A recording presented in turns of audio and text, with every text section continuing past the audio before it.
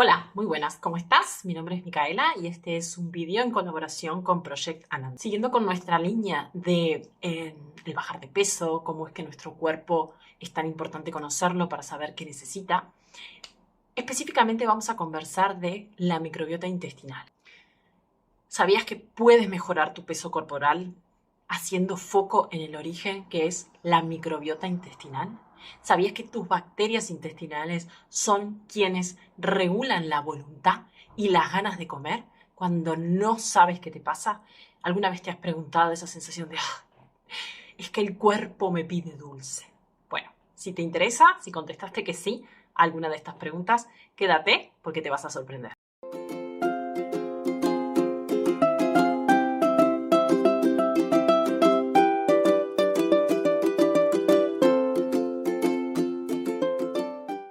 Todo lo que comemos modifica, como dijimos, a nuestras hormonas y a nuestra microbiota intestinal. Son las bacterias que viven en tu intestino.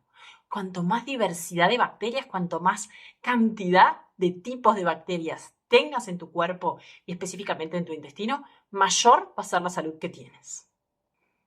Pero a lo largo de los años, y sobre todo en la población occidental, lo que sucede es que nuestra alimentación y nuestro estilo de vida ha cambiado mucho, ¿vale? Y no se corresponde con lo que nuestras bacterias realmente necesitan para mantenernos sanos y fuertes.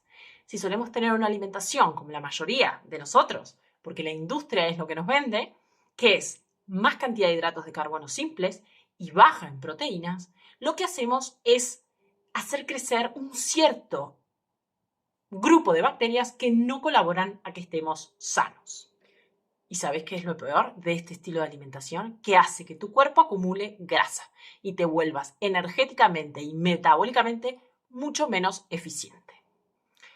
Entonces, si solemos comer en mucha cantidad este tipo de alimentos procesados o ultraprocesados, como son galletas, pan, cereales, croissant y todo esto que huele rico, lo que hacemos es alimentar a las bacterias malas, como por ejemplo está la cándida, ¿vale? Esto no solo va a hacer que a lo largo tú cojas peso, subas peso, sino que también va a influir en muchos indicadores de salud, como por ejemplo tu estado de ánimo, tus niveles de energía, tus enfermedades crónicas que no podemos cambiar. Y el origen de todas, adivina cuál es, la inflamación que hoy tenemos en nuestro cuerpo que no nos deja avanzar. Estamos como aletargados, estamos cansados, no podemos, boom, utilizar toda la energía que nuestro cerebro necesita para poder crear. Pero lo bueno es que así como podemos alimentar a las bacterias malas, como acabamos de ver, y tener toda esta sintomatología, también podemos alimentar a las bacterias buenas. ¿Y cuáles son esas bacterias buenas? Me preguntarás tú.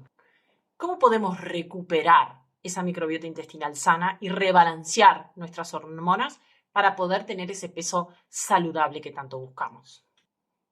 Bueno, número 1, eliminando todos los alimentos altos en índice glucémico, que se llaman, que son un poco estos que les nombré, los que son ultraprocesados.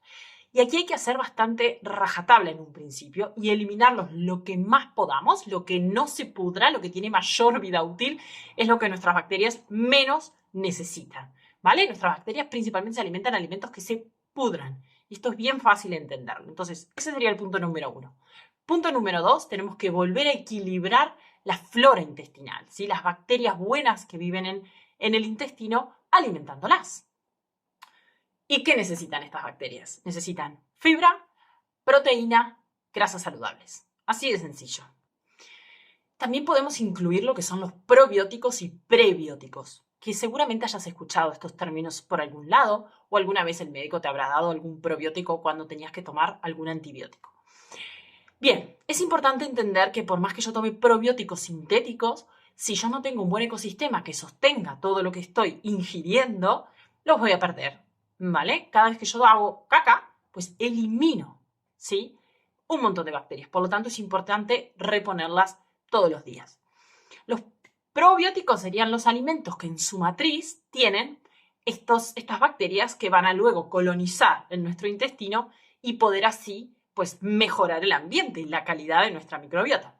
Y los prebióticos serían el alimento de estas bacterias, de estos bichitos que estoy implementando.